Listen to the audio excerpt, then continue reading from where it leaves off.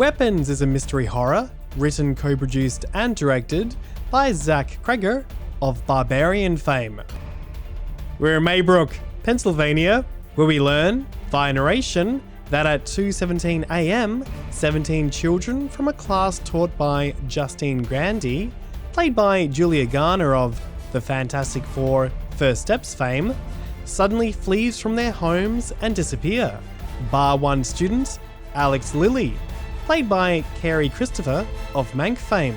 Soon the police start their investigation, and wackiness ensues. The movie was partly inspired by Paul Thomas Anderson's Magnolia and Jennifer Egan's novel A Visit from the Goon Squad. Cregger was inspired to write the screenplay after the death of his close friend and collaborator, Trevor Moore.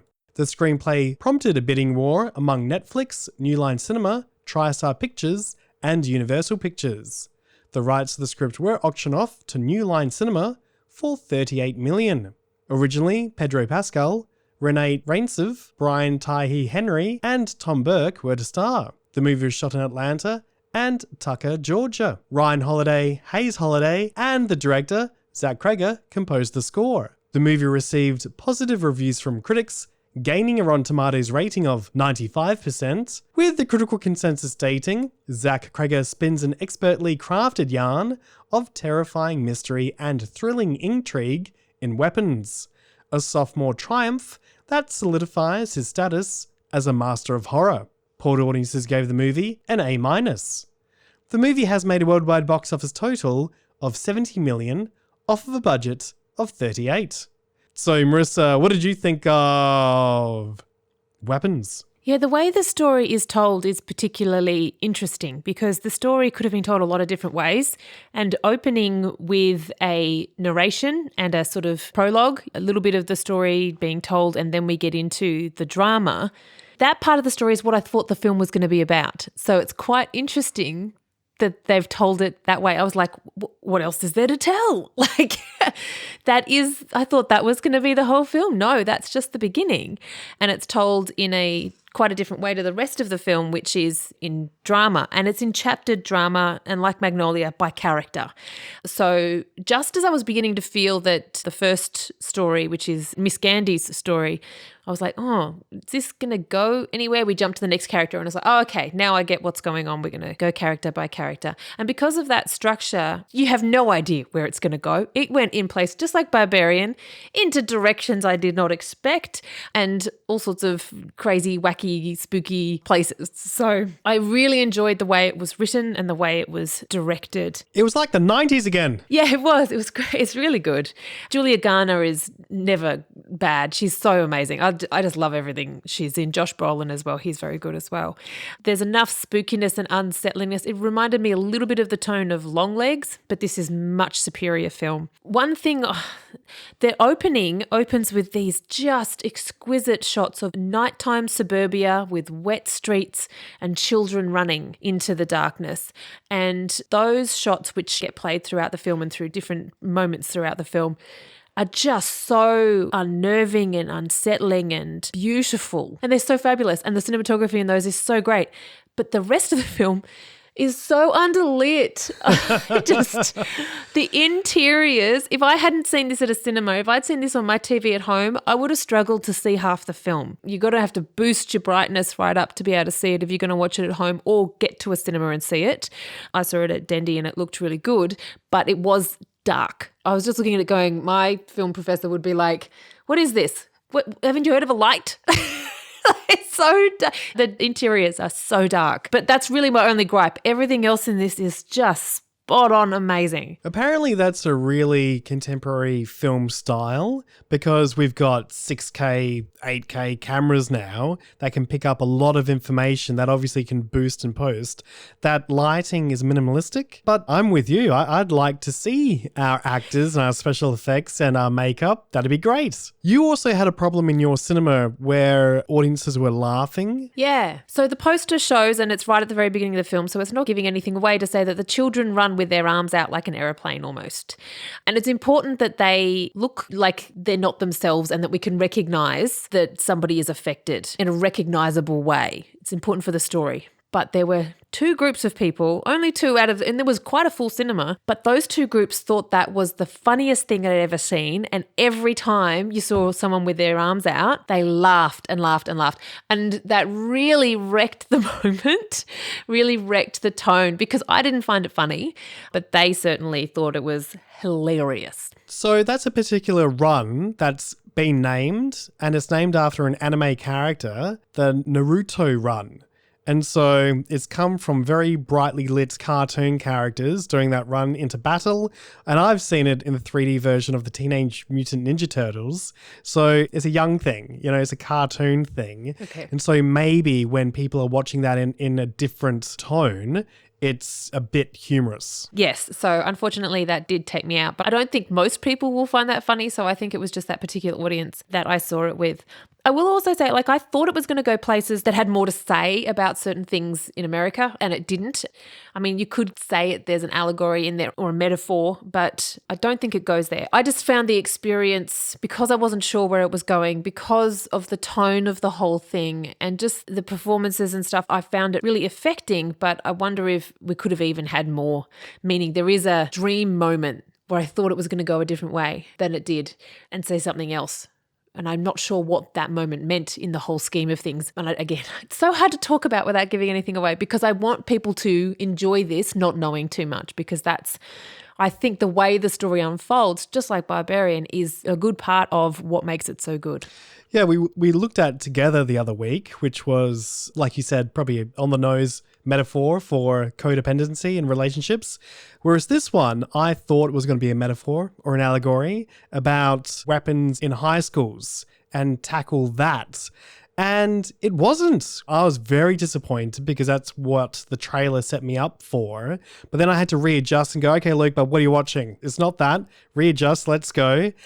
And I found the writer-director from Barbarian doing the same sort of writing tricks they did in Barbarian, taking these twists and turns, which I was on my edge of my seat because I didn't want it to end like Barbarian, which I found to be very disappointing, because that whole thing was a writing exercise. He wanted to just do twists and turns all the way through, and we spoke about this a couple of years ago now, to a conclusion which didn't make any sense. And even the title of that movie, Barbarian, he plucked to be intriguing. And he said it didn't mean anything, which I found to be really disappointing, because I like even well thought out titles to movies that are interwoven with the themes and what the director is trying to say through the movie. And so to pluck something that's, ooh, what's Barbarian about? Oh, don't worry about it. Here, it's a lot better, because it's a yarn, it's an adult Goosebumps tale. It's a fairy tale. And it's shot like an adult thriller, but it's also darkly comedic. There are some really decent scares, not jump scares, some really uneasy looking imagery, something a bit like M. Night Shyamalan back in the day, or even Ari Aster. And so it's not cheap horror, some really good stuff, but it's nothing more than just a good old time in terms of a scary story. And so if you want to see a scary movie with your friends, go watch this, but it's not saying anything more than what it is. Yeah, I'd agree with that. I am so glad Pedro Pascal wasn't in this, because he's in everything at the moment.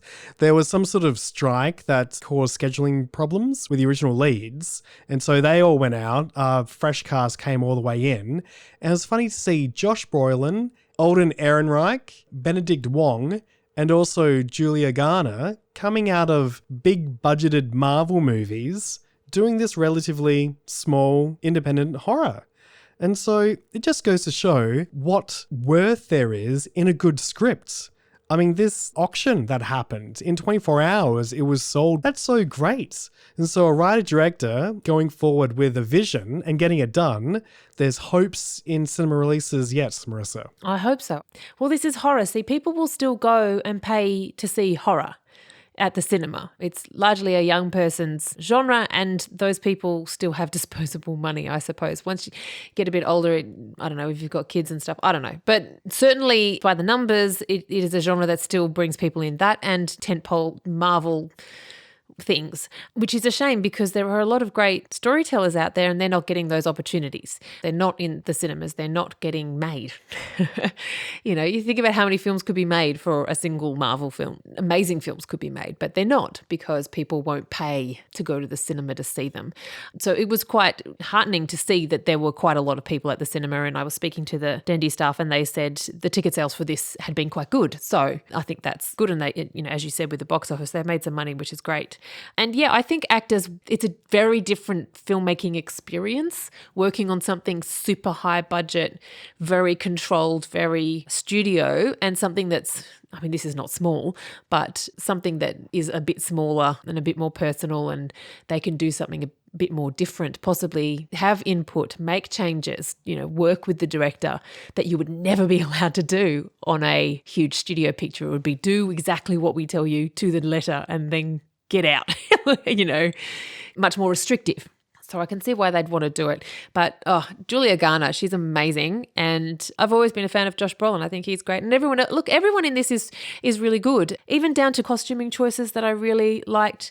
There's some Mickey and Minnie T-shirts that are heartbreaking. Also, Miss Gandhi wears this shirt with a giant heart on it at the beginning. And it just is the embodiment of her character. So look, there's some really fabulous choices in this. I didn't recognize all the Marvel people because thankfully you don't make me see all of those. Yeah, I just appreciated this for a really great yarn, well told. Music. I don't remember it. I usually don't remember music, especially scores, because they're so well interwoven into the experience. But some music choices clashed consciously, I would assume, with what was happening on screen. It made this, again, so different to the trailer because this had so many quirks. I wouldn't say it was a quirky movie, but it was a movie with a lot of quirks. It was a scary thriller horror with some quirks to it. And so again, there's a signature there, and like a bigger budgeted movie wouldn't be able to pop a humor in there. But this was made for $38 million, which I guess is the cost of the screenplay, so they could get away with it a bit more. So, interesting. So Marisa, how many twigs out of 5 are you going to give Weapons? I'm going to give this 4. I think it's moody, it's atmospheric, beautifully performed. It's really interestingly told. It's spooky. There's a lot here that's really great. I wish the interior scenes were lit a little more for my old eyes. And I wish it had a little bit more, something more interesting, topical, important to say. But really, I found this really enjoyable, really interesting, even though it's over 2 hours only just. I never dull for a second. Yeah, I agree. I wish it made more of a social commentary. But again, for what it was, which is a contemporary fairy tale, a job well done. Some writing things which disappointed me. There are some things that were left undeveloped or unexplained, which I just wish they just popped a bit more of a full stop on that. But overall, a really good time. Anything that looks like the 90s, I'm going to love. So I agree, 4 twigs out of 5 for me as well. That's it from us at The Movie Club. Thank you very much for joining us once again. Jump on to www.themovieclub.net for our past podcasts and written reviews. They find links to our Facebook page, Twitter, Spotify, and YouTube account. So make sure you like, subscribe, and follow us there.